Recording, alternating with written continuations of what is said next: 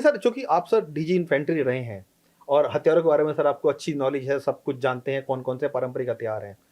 Iran के पास अभी ऐसी कौन-कौन सी मिसाइलें हैं जिनका जवाब शायद इज़राइल के पास नहीं है, अमेरिका के पास नहीं है, जो अब वो यूज़ कर रहा है? जो अभी तक की जो हथियार वो यूज़ कर रहा था, वो सब जानते हैं कि एक दोयम दर्जे के हथियार थे और कहीं न कहीं उससे ज़्यादा नुकसान अमेरिका और इज़राइल को ही हुआ है, क्योंकि उनको डिस्ट्रॉय करने में उनकी कहीं महँगी वेपन्स को यूज़ किया है उन्होंने। अब क्योंकि सर लड़ाई इस मोड़ पे आ चुकी है, हम देख रहे हैं कि नई-नई टेक्नोलॉजी की मिसाइल्स हैं, वो सामने आ रही हैं और जिसका एक नाम है सेजल मिसाइल, जो बहुत खतरनाक मानी जाती है। हाइपरसोनिक मिसाइल शायद वो है। थोड़ा आप उससे पर्दा डालें कि फिर अभी अब कौन-कौन से मॉडर्न हथियार इज़राइल, ईरान और अमेरिका यूज़ करने वाले हैं और क्या उनका टारगेट रहेगा? देखिए, हम जब बार-बार बोलते हैं ईरान एक पुरानी सभ्यता है, बोलते हैं ईरान हुँ। एक पुरानी सभ्यता है। उस पुरानी सभ्यता को लेकर के इनका जो दिमाग है, हुँ। काफ़ी तेज है। हुँ। ये सोचना कि ईरानी बुद्धू हैं, मूर्ख हैं, ऐसे नहीं हैं। हुँ।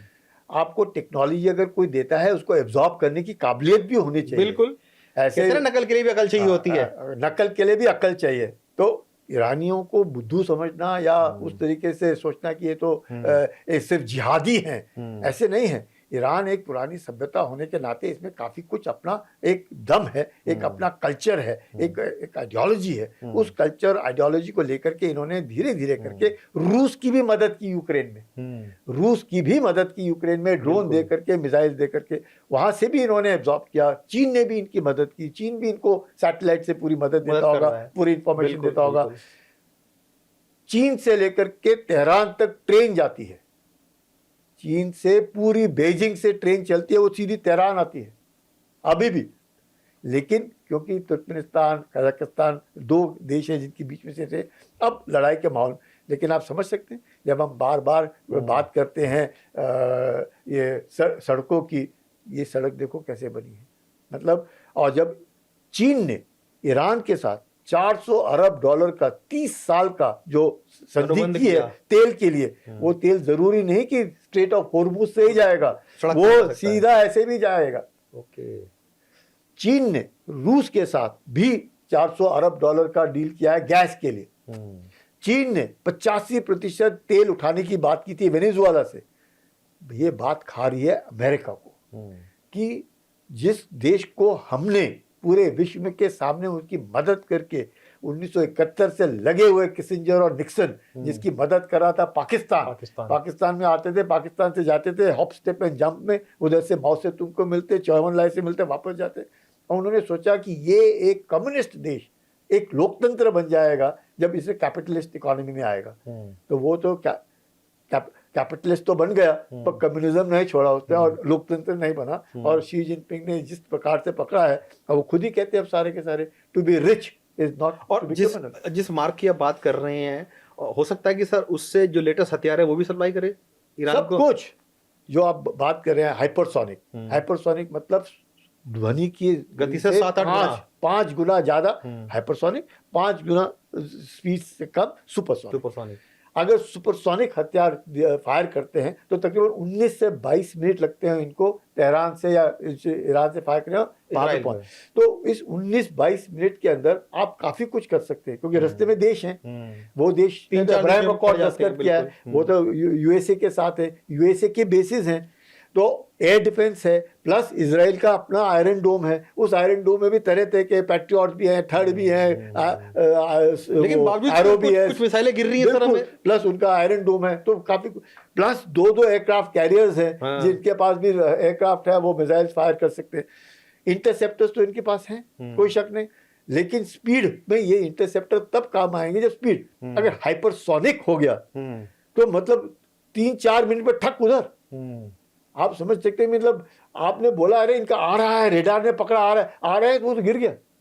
अभी रेडार ने पकड़ा है कि फायर किया है, तो आपके पास समय है, आप रास्ते में जितने भी हैं उनको सबको खबर करते हैं कि टक टक टक टक वो गिरा सकते हैं। इसलिए ईरान ने पहले भी जब तकरीबन 500 मिसाइल्स फायर की इजराइल के ऊपर 12 डे वॉर से पहले, अप्रैल में 2025, तो क्या हुआ, 90 से ज्यादा प्रतिशत उन्होंने गिराई।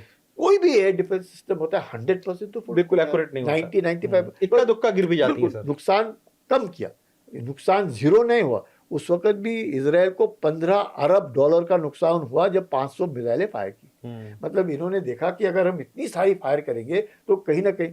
दूसरी बात, हर एक ड्रोन जो मिसाइल तो बहुत महंगी चीज, ड्रोन अगर आपके 20,000 का डॉलर का ड्रोन है, अगर आप उसको इंटरसेप्ट कर रहे हैं थर्ड से पैट्रियट से 40-50 लाख का पड़ता है, 40-50 लाख, $3 मिलियन का एक। तो आप समझ सकते हैं कि उसकी भी हद होती है। बिल्कुल। जिसके लिए इसराइल ने जरूर लेजर्स जो $3 से $5 के आयरन बीम जिसको बोलते हैं, आयरन डोम में उन्होंने लेजर्स लगाए जो ड्रोन्स को गिरा से, स्वॉर्म ऑफ ड्रोन, मतलब बिल्कुल 1000-10,000 आए उनको गिराने में वो काबिल। लेकिन ये जो मिसाइल्स फायर कर रहे हैं तो उनकी भी तो हद है। मतलब आप कितने बना सकते हैं, कितना इस्तेमाल कर सकते हैं। आपने कितने सारे यूक्रेन को दिए हैं। यूक्रेन को यूएसए ने 600 पैट्रियट्स दिए। यूएसए ने अभी तक इनके लिए 800 फायर कर दिए। आप समझते हैं 604 साल में, 604 साल में और 816 दिन में खत्म। समझ गए? तो खर्चा देखो कितना है आज की तारीख में। शायद यही कारण है सर कि मैं आपको रोक रहा हूँ, माफ कीजिएगा, यही कारण है कि अब ट्रंप अब थोड़ा सा नरम पड़ते नजर आ रहे हैं और भीख मांग रहे हैं चाइना से, रशिया से, यूरोपियन देशों से। सर इसमें एक और बात है जितेंद्र, चाहे खर्चा अमेरिका का $3 अरब एक दिन का आ रहा है, $3 अरब एक दिन का खर्चा है, बहुत देश कर सकता है जिसके पास पैसा है। नॉर्मल तो कोई नहीं कर सकता, कोई भी नहीं कर सकता, चीन भी नहीं कर सकता। और चीन की भी आंखें खुल गई कोसोवो में, जिस प्रकार से एयर कैंपेन उन्होंने किया जब यूगोस्लाविया, तब चीन की आंखें खुली, बाप रे अमेरिका किस तरह का एयर कैंपेन करता है। और अब फिर से उनकी आंखें खुल गई, अरे हम ताइवान की बात करते हैं, इस तरह अमेरिका के पास हथियार और इस तरह के प्रिसिजन, हमारे तो नाक काट देंगे। तो मतलब चीन तो डर गया, मैं सच कहूंगा चीन डर भी गया। और चीन ने इस लड़ाई को देख करके काफी कुछ सीखा भी होगा कि अपने आप को कैसे बचाना है, अगर कल चीन की नौबत आती है तो क्या करना है। वो भी लर्निंग फेज में आ गया कहीं ना कहीं, उसको भी लर्न कर रहा है कि अगर हम किसी वॉर में चिढ़ते हैं तो हमें किस तरीके टैकल करना है चीजों को। बिल्कुल बिल्कुल बिल्कुल बिल्कुल। और आप क्या पूछते थे कि इसका ये करना है चीन के बारे में और ये इसका अमेरिका के बाद, ये जो हथियार हैं, जिस प्रकार से लड़ाई चल रही है और जिस प्रकार से हम कह रहे हैं कि अमेरिका जो है अब दूसरों के सामने, सवाल ये है अमेरिका को तेल नहीं चाहिए यहाँ से। America is self sufficient in oil, बल्कि वो 4 मिलियन बैरल ऑफ ऑयल तो वेनेजुएला भी उसके साथ है, नहीं एक्सपोर्ट करता है। चाहे वो वेनेजुएला ऑयल को रिफाइन करने में काबिलियत रखता हो या ना रखता हो। बिल्कुल। जहाँ पे $300 अरब की रिलायंस की अब एक रिफाइनरी लग रही है टेक्सास में, वो रिफाइन करने की काबिलियत रखता हो, लेकिन आज की तारीख में अमेरिका को तेल खाड़ी से नहीं चाहिए। वो तो अगर उठाता है तो अपना बचाने के लिए उठाता है, लेकिन चीन को चाहिए। चीन के पास इतना तेल नहीं है। चीन का जो अपना तेल था तो कई सालों तक उन्होंने उसका आयात नहीं किया। अब आयात तो छोड़ो, उसको आयात करना पड़े दे दबादब। क्यों? 85% तेल वो यहाँ से उठा रहा है। तो इसलिए अब तेल को एनर्जी क्राइसिस जो बोलते हैं वो अब चीन को शुरू होगा। अगर अमेरिका का मकसद एक ही था, चाइना को डाउन करना। तेल को आप खरीदो, मैं मना नहीं करूंगा, अपने युआन से नहीं खरीदोगे आप, मेरे पेट्रो डॉलर। क्योंकि जो पेट्रो डॉलर है जो किसिंजर ने, अब किसिंजर कौन थे? यहूदी। ज़ेलेंस्की कौन है? यहूदी। समझ गए ना? तो ये जो दिमाग वाले लोग हैं ये सब जानते हैं। अब इसलिए ज़ेलेंस्की क्या कह रहे हैं, मेरे पास आओ, मैं आपको बताता हूँ ड्रोन कैसे मारते हैं और $1,000 का इंटरसेप्टर दूंगा। ये बहुत दिमागी लोग हैं। इसका finance, technology, science, investments, bank, पूरा अमेरिका में यहूदी कंट्रोल करते हैं। इसलिए उनका इन्फ्लुएंस अमेरिकन के ऊपर बहुत जबरदस्त इन्फ्लुएंस है। और यही कारण है कि अमेरिका हर कीमत पे इजराइल की मदद भी करना चाहता है। करेगा, कोई शक ही नहीं करे। उनका पूरा फाइनेंशियल सिस्टम जो है, उनकी जो टेक्नोलॉजी है, वो सारे का सारा सपोर्ट कौन कर रहा है? यहूदी कर रहे हैं। अगर उनको यहूदी सपोर्ट करे तो उसी मकसद से ये लगे हुए हैं और ये रहेगा। यहूदियों को अमेरिका हमेशा सपोर्ट करेगा, इसमें कोई शक नहीं। लेकिन अमेरिका का मकसद अलग है। अमेरिका का मकसद है कि तेल के लिए मुझे मनाही नहीं है, पर खरीदोगे डॉलर में, डॉलर दो, तेल उठाओ, कोई दिक्कत नहीं। वो स्विफ्ट बोलते, भले कितना पैसा मेरा खर्च होता रहा है लड़ाई में, डॉलर तो प्रिंट करने हैं, कोलैटरल तो है ही नहीं ना। डॉलर को तो प्रिंट करना है, ये कोलैटरल तो ये है। जब कोलैटरल था सोना, तब तक तो डॉलर उतने नहीं थे। अब जैसी कोलैटरल ये हट गया, आपने देख लिया 1,70,000 रुपए का तोला।